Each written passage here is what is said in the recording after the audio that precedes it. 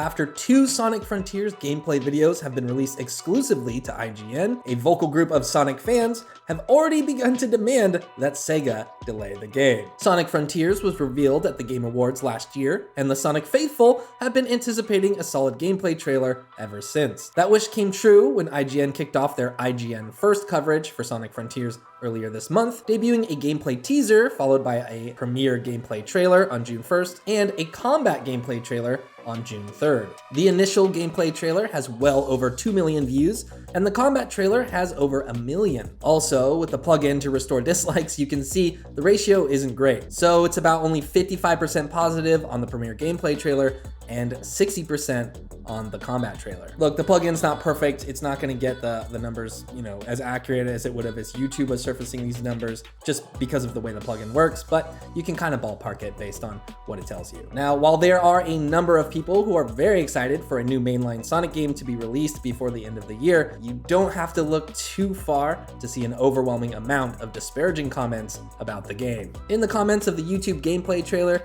Nick Lonnie said, "Sonic is so fast, he's outrunning the graphics card." The Real ODG commented, "This game looks like a test room, a big empty soulless island with a bunch of random assets scattered around so developers can test them and make sure they work properly." Chino Sparks added, "This looks like both the best Sonic game we've had in a while and also everything wrong with old video game franchises playing catch up. It seems to be open world simply for the sake of being open world. It looks completely dead. The movement mechanics look decent, but it seems to be wasted in a drab and dead forced open world." As for the combat trailer, most of the comments were about the animations being stiff or the different movesets transitioning poorly. One commenter, Dangerville, kind of summed it up saying, "This game looks like it could be interesting, but as of right now, it looks like a fan-made game, very unfinished." Now, the dislike ratio and the comments on YouTube might speak specifically more to IGN's audience and their tastes.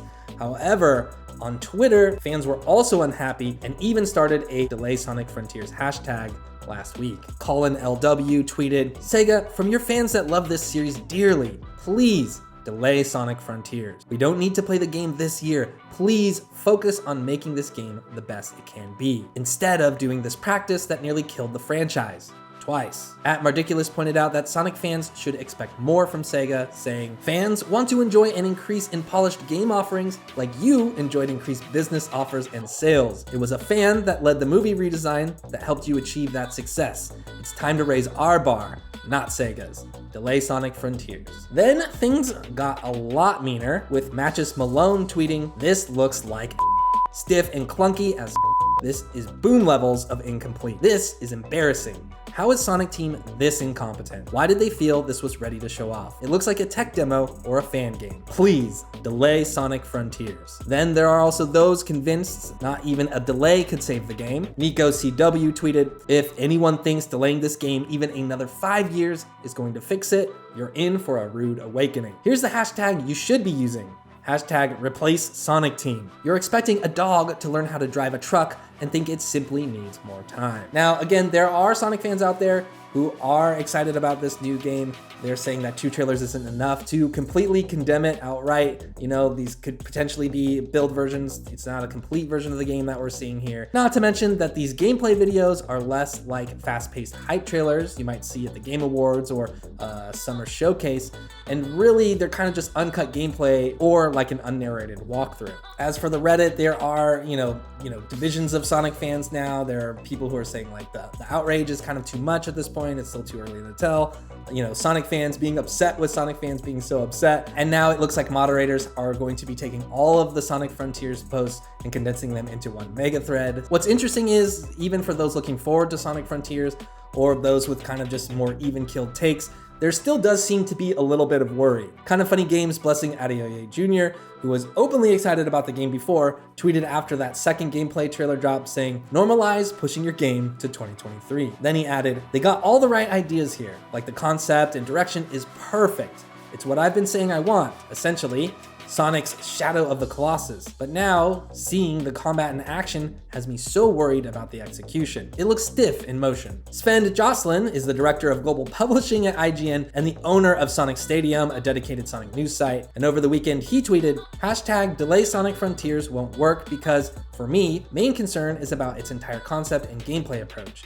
A delay to kill bugs and add content isn't going to address that. For what it's setting out to be, I think Sonic Frontiers has a chance of being polished up come winter. He continued further down his Twitter thread, "I'll still assess it on its merits. If it all gets polished up between now and winter, it might be a real fun time for fans looking for this sort of thing. But a delay isn't going to be necessary, I think. Sonic Team has its goals set, it's moving forward with this, accept it." Surprisingly, Sonic Frontiers was already delayed once internally. It was originally supposed to release in 2021 for the Hedgehog's 30th anniversary, but was delayed, quote, "in order to brush up the quality," unquote, according to an investor Q&A hosted at the end of 2021. It seems like Sega may yet still have some brushing up to do. On one hand, it's really cool to see Sega try something new with Sonic Frontiers, but on the other hand, it's not exactly, I think, what Sonic fans were expecting out of a new game. They weren't expecting it to look or play like this, and that's likely the source of a lot of frustration. A lot of people have also pointed out the rails in the sky and kind of different assets just floating around, and in its defense, I think the last Mario game, Bowser's Fury, had a similar thing going on with some of its levels and puzzles kind of just floating in the air, but the mechanics and the gameplay were so good, I think that most people just look past it. It also was a smaller game, not claiming to be a big open world experience, and it was packed in with Super Mario 3D World. As of right now, almost assuredly, Sonic Frontiers is going to be a fully priced game. However, there is a new trailer dropping tomorrow via IGN first, so we'll see if that one changes anybody's mind. In the meantime, you can let us know in the comments how you're feeling about Sonic Frontiers. Thanks for watching, and for more video game news and updates, be sure to stay tuned right here to Inside Gaming.